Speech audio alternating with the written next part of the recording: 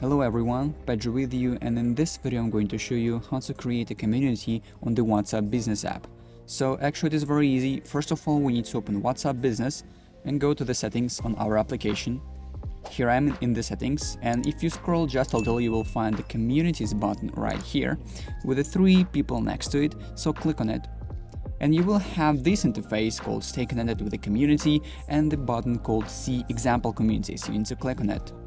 Now in this help article you will need to scroll down to the bottom until you will find related resources, and the first resource is how to create a community, so click on it.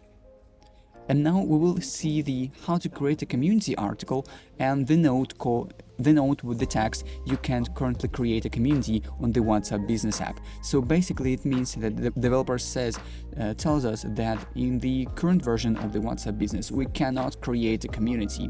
So basically the only way how we can create a community is to close the WhatsApp Business and go to the default WhatsApp application, and from here we need to click on the plus sign in the top right corner and click on the new community button, the third option here.